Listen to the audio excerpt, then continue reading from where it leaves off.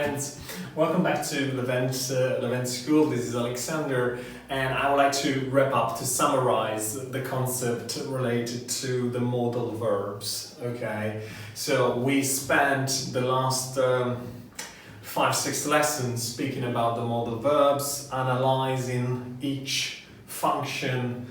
And today I would like just to give you a wrap up to make sure that the main concepts are understood, and so we can turn the page and move on to the rest of the course.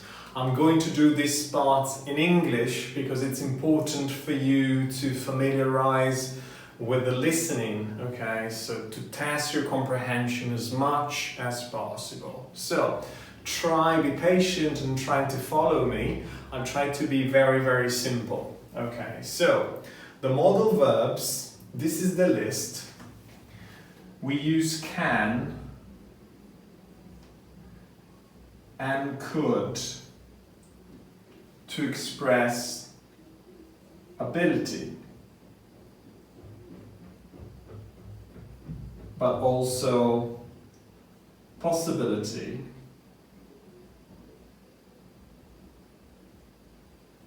and permission.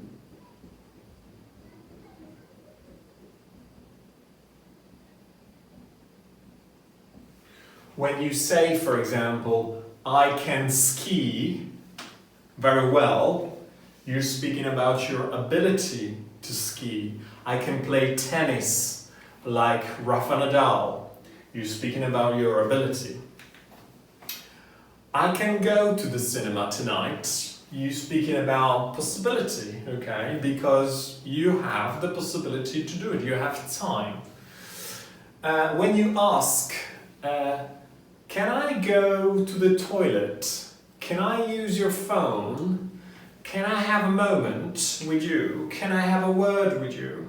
You're asking permission. So, can and could are used to express ability, possibility and permission. Remember, could is the conditional of can and also the past. Okay.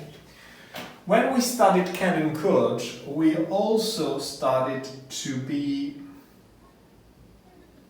able to, which is a very, very similar structure. Then we spoke about may and might to speak about possibility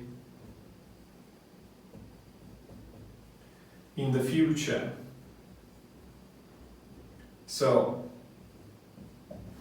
when you are 50% sure to do something, you can say, well, I may go out tonight. I might be interested in that car, for example.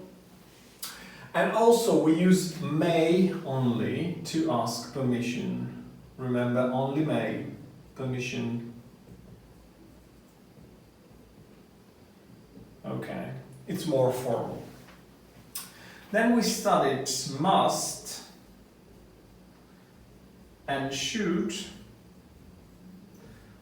And then we studied must and have to when we spoke about obligation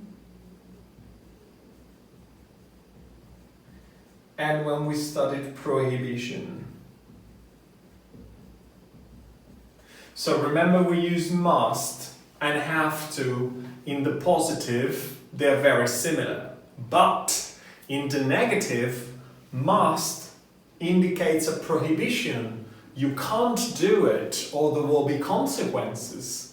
And have to instead in the negative means you don't need to do it. You don't have to pay now, you can pay later. It means you don't need to pay now, you can pay later. But if you pay me now, no problem, I'm happy. And then we use should when we want to give our opinion about something, when we want to make a suggestion about something. You should be more careful, or I don't know, that color really suits you, you should wear it more often. Okay? We also indicated that a synonym of should is ought to, And I told you that this is not very common, so you have my permission not to use it if you want to. Okay. Then, after this, we drew a line, because all this have a direct translation into Italian, while would, will, and shall do not. So we studied would, and we said that would is not want, it's a different thing. We use would to make the conditional.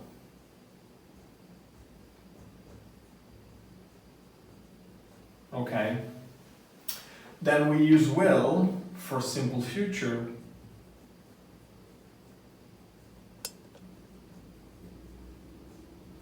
Basically, all the cases where the future is not arranged, is not planned, you're good to go with will plus infinitive. You can use will plus infinitive.